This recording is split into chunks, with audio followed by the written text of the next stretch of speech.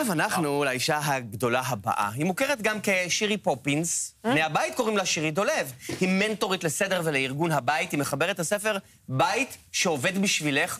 ומעבירה קורסים ותהליכי ליווי אישיים שמלמדים לא רק איך לסדר, אלא איך לארגן את הבית, כך שישרת את בני הבית לאורך זמן. שלום שירי פופינס. הכל כל כך נכון. נכון?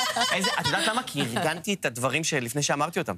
מדהים. ואת מאמינה גדולה בארגון, ואת עושה אני גם אשמח, אפשר? הבחנה מאוד ברורה אנחנו ממש... בין סדר לבין ארגון. החלפתם. תביא לי את ההקדשה הזה בשבילי. מה ההבדל בעצם בין סדר לבין ארגון?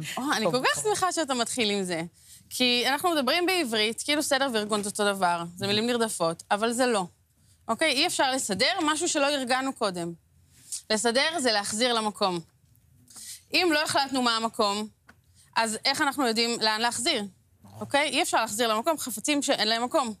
ולכן הרבה אנשים נופלים בטעות שהם אומרים, אוקיי, אז צריך פשוט לזרוק הרבה דברים מהבית. אם אני אהיה מינימליסט, אז אני אצליח לגרום לבית שלי להיות מסודר ומאורגן. נכון, יש איזה מין תפיסה כזאת, רווחת, שאם אנחנו נהיה מינימליסטים, הבית שלנו יהיה מסודר. אבל בעצם, אם אנחנו נהיה מינימליסטים, אז לא יהיו לנו חפצים. אוקיי? והפואנטה היא לא לדלל את החפצים ולתת ולתרום, אלא באמת להבין מה לעשות איתם, אוקיי? כי בסוף, גם אם נתנו מלא, אנחנו לא יודעים מה לעשות עם החפצים שנשארו, אז לא השגנו כלום. החפצים יצמחו עוד פעם, אוקיי? זה כמו משקל. ברגע שאתה מוריד את הסוכרים ואת הפחמימות, אתה יורד, אבל אז, כאילו, כמה זמן אתה יכול להחזיק ככה? כמה נוכל לתחזק את זה בדיוק? את יודעת, זאת השאלה הגדולה. הרבה אנשים אומרים, טוב, עכשיו אני אעשה לפני הפסח, סדר, יומיים מתלבשים כולם על הבית, אבל אחרי 4 ימים, שוב הבית חוזר להיות מבטא. רגע, אבל מה עם הגרנים? אני הגרנית. באמת? וואי, אני שונאת להיות הגרנית. אז בעצם, מה שהבנתי, אחרי שעבדתי גם בסידור בתים, במעברי דירות וזה, זה שאנחנו בכלל אין לנו מספיק מילים בשפה כדי להתמודד עם הבעיה הזאת, אוקיי?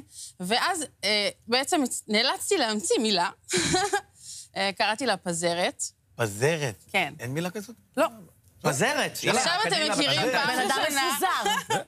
אז פזרת בעצם זה חפצים שאין להם מקום. אוי. אוקיי? וזה שונה מבלגן, שזה חפצים שיש להם מקום, אבל הם לא נמצאים במקום. אוקיי? ומה שאנשים עושים, הם בעצם מנסים לסדר פזרת. פזרת אי אפשר לסדר. אי אפשר להחזיר למקום חפצים שאין להם מקום. ולכן, הפתרון היחיד לפזרת, הרפואה היחידה לזה, זה ארגון. אפשר דוגמה? למה את מתכוונת? כן.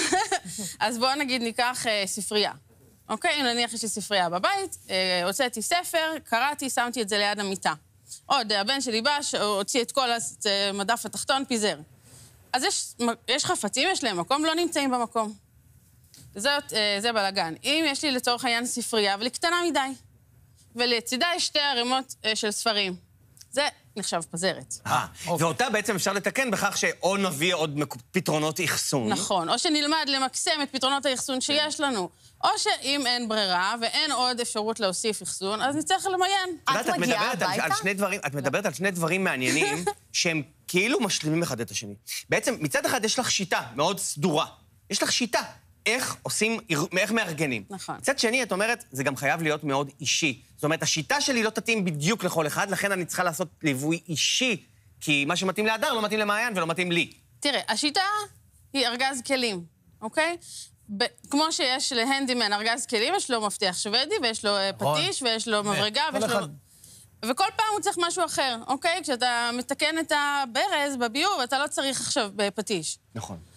אז השיטה היא בעצם מאפשרת להכיר את הכלים ולדעת מה לבחור בכל סיטואציה. אוקיי, גם בבית לא תמיד צריך להשתמש באותו כלי.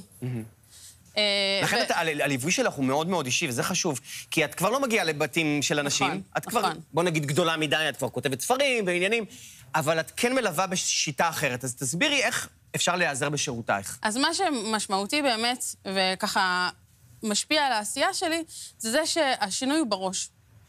אנשים חושבים, בית, בלגן, וזה צריך לקום לסדר, או להיכנס לאוטו, לקנות סלסלות במקסטוק. כאילו, ישר להיכנס לאיזושהי פעולה.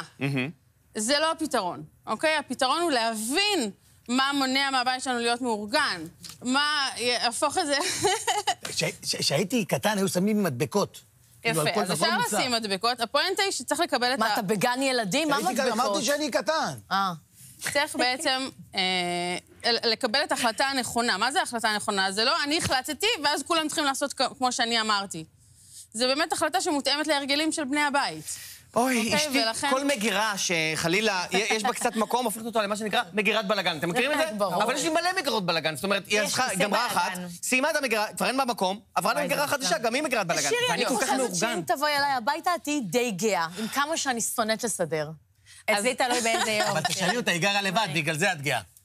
אוקיי. גרים עם 5 ילדים. מה אתה בראש. חושב, שלגור שירי, לבד זה אין באמת בלגן? מורכב יותר, כאשר צריך לטפל בכמה בני משפחה, של כל אחד מהם בדיוק. יש אמות מידה שונות לסדר.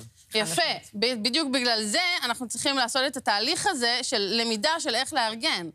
אוקיי? זה לא כישרון מולד, אוקיי? גם זה שמישהי אגרנית או מישהי בלגניסטית, זה ממש לא מפריע. כל עוד הבית מותאם אליה. לא סתם קוראים לספר בית שעובד בשבילך. שירי בית דולב, שווה. מחברת הספר הכבוד. בית שעובד בשבילך, היא מוכרת גם כשירי פופינס. תודה רבה שבאת לך. אלינו. תודה. עשיתי קצת תודה רבה. סדר בראש. תודה.